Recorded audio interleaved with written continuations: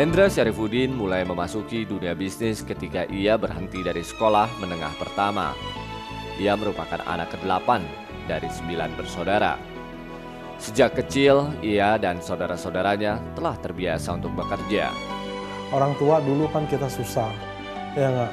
Kayak orang tua kita susah, boro-boro tuh kalau buat mau makan yang enak gitu.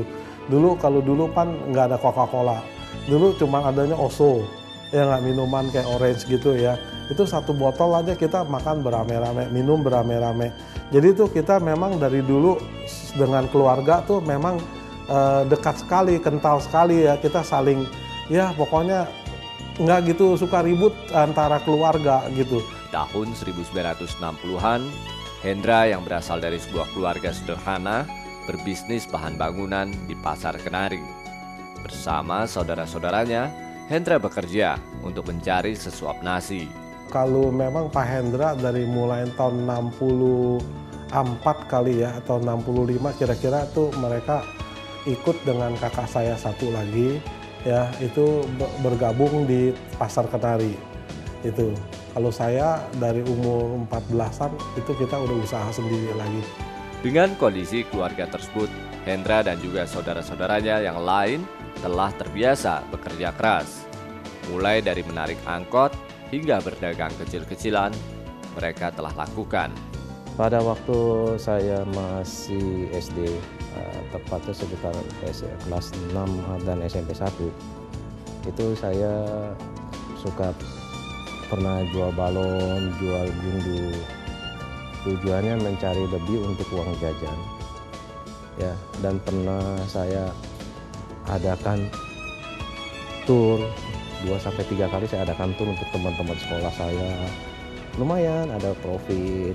Yang saya paling berkesan dan paling ingat, saya itu waktu bisa membeli kacamata IOM.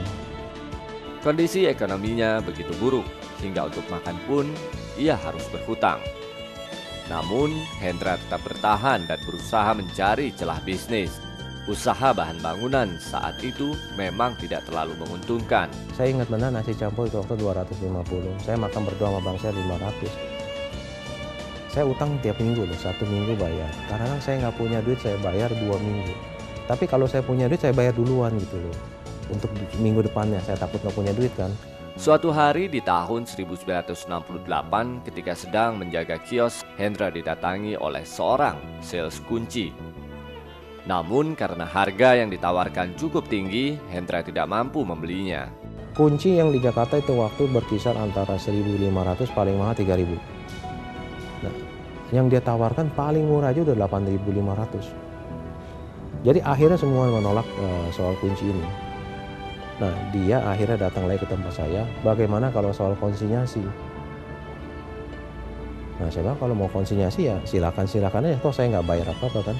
Ketika itu tahun 1960-an, jenis usaha dagang kunci tidaklah populer. Persaingannya masih sangat sedikit saat itu. Dengan masih menjual bahan bangunan di Pasar Kenari, Hendra mulai berjuang berdagang kunci.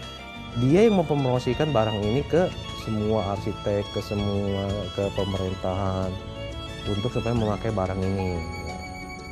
Tapi pada saat kalau konsumen mau datang beli ke kantornya harga fix. Kalau kata nggak ada diskon, 1% pun nggak ada diskon. Nah, kalau mau diskon, Bapak datang ke Kenari Jaya di Pasar Kenari Salemba.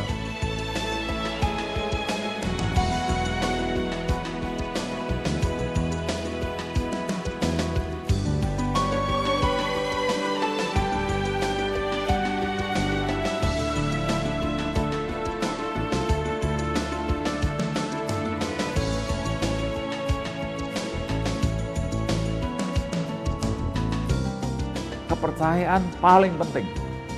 Ya di samping kita bisa berkreasi untuk maju ya. Yang lain enggak ada.